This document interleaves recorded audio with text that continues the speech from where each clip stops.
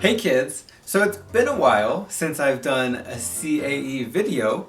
I thought, what better way to return into the darkness than an open-close video? Today we are going to focus on relative clause grammar. So, we'll talk about relative clauses, then we'll do 3 practice close questions, and that's it. Just kidding! We'll check and then explain the answers as well. Alright!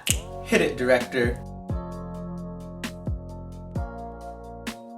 Now, if you are not familiar with the open-close or what to expect, then check out my first open-close video and that will help you because there I explain the task. Also, I explain a list of grammar that you need to know for this task. Last time, we focused on helping verbs. Today, we're focusing on relative clauses. So let's talk about those first. Okay, what is a relative clause? Horrible! That's what it is. Well, they're a little hard, but that's okay. First, we need to know what is a relative pronoun. Well, pronouns are words that we substitute for other words, and mostly subjects. He, she, it, for example. Relative clauses are a special group of these. And they are who, whose, whom, which, and that. Now there's some other semi-relative pronouns, but for today, let's focus on the basics. Here's our first example. My friend Carlos, who is really tall, is from Puerto Rico. So where's our relative pronoun? Who. And our relative clause? Who is really tall. This clause describes Carlos, so it's kind of like a long adjective.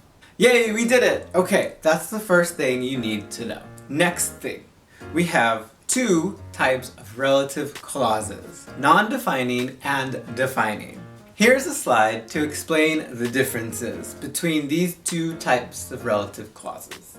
Non-defining relative clauses tell us information that is not super important to understand the sentence and its main idea.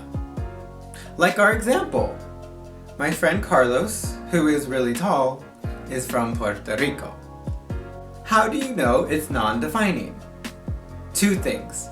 Number 1, commas. There should be commas around the clause. Number 2, take the clause out of the sentence. If the sentence still makes sense, if the meaning is clear, then it's non-defining. In our example, we see commas, and if we remove it, my friend Carlos is from Puerto Rico, it makes sense. Perfect. Okay, defining relative clauses are a little different. Here's one. The man who cooks me breakfast is sick today. Where's the relative pronoun? Who. So the clause is, who cooks me breakfast is sick today. So how do you know it's defining? Again, there's 2 things. The first, no commas. No commas.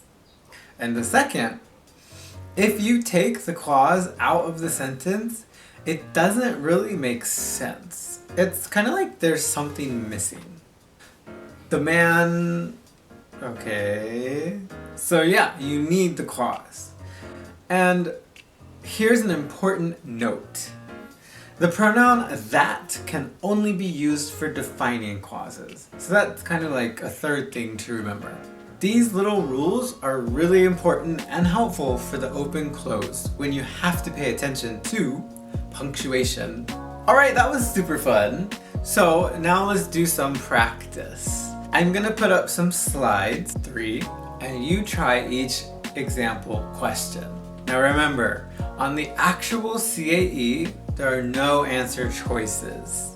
So you have to pay really close attention to every little word and detail. However, we are talking about relative clauses today, so your answer will be related. Alright, here we go. Here we go!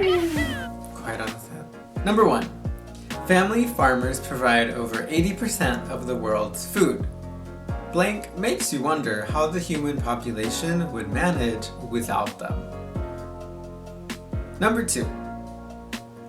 The original Band-Aid was created by Earl Dixon, a cotton farmer, and began as a form of gauze. It was the clumsiness of his wife, Josephine, blank urged Dixon to come up with the idea. Number 3.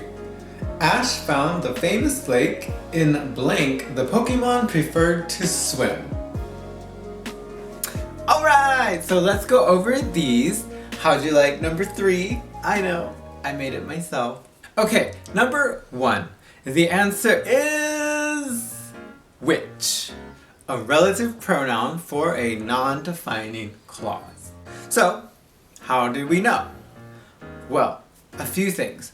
First, the second clause in the sentence describes the first clause. So, it's kind of like a long adjective, a relative clause. Another thing is the comma. You see a comma, so we should automatically think, okay, non-defining, so we think about our pronoun choices. Everything but that. We cannot use that. We have which, who, whom, whose, and that's it. But then our next clue is, what is the second clause describing? We are talking about family farmers, but what is this relative clause actually describing? It's describing our wondering about the human population without the family farmers. Wondering, thinking, so the idea, a thing. If we are describing a thing, then who, whom, and whose wouldn't make sense because those are for people. This means that the only pronoun we could use is which, one that's used to define things. How's that for an explanation? Ryan, you're snoring.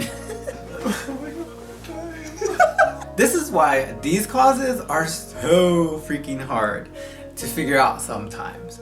Are you really describing a person or a thing or an idea? You have to pay close attention to this. And if you take this clause away, family farmers provide 80% of the world's food, it's okay.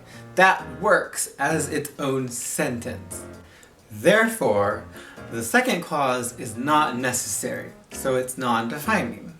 It's non-defining, and which is the best pronoun to fill in the blank. Okay, number 2.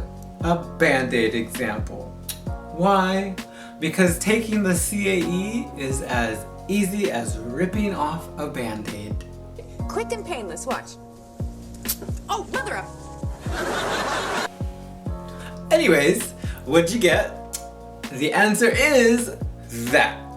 It was the clumsiness of his wife Josephine that urged Dixon to come up with the idea. So here, we need a word that references the clumsiness of Josephine. Again, clumsiness is a thing, so we can't use who, whose, or whom. So then, we look and ask, are there commas? Well, there's not. So, we're thinking it's defining. We have 2 pronouns left, which and that. And if you take the clause out of the sentence, it was the clumsiness of his wife Josephine. It feels a little incomplete or unfinished. So we're thinking this is a defining clause, meaning that would be the best choice. And number 3, Pokemon! Yes! Okay, this one is a little different. Examples 1 and 2 were clearly relative clause examples. But for number 3, I wanted to show you one where you might have to use a relative pronoun after a preposition. So in formal English, we do this. We put relative pronouns after prepositions, like in, or to, or for. In conversational English, we might say, Ash found the lake that the Pokemon like to swim in.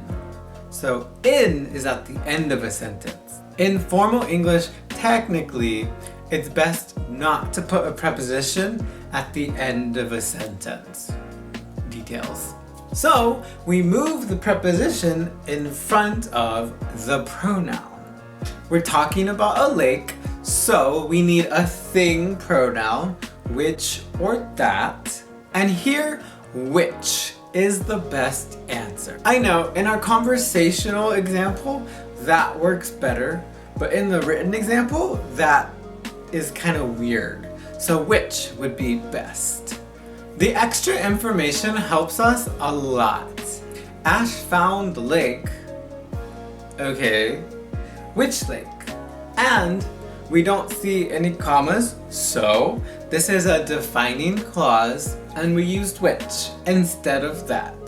And that's okay. Alright, so that was probably the most fun YouTube video of your day. Hopefully that helped. So remember, for the open close, you need to be really strong with your grammar and pay attention to all those clues. So keep studying, keep working, see you next time, and bye!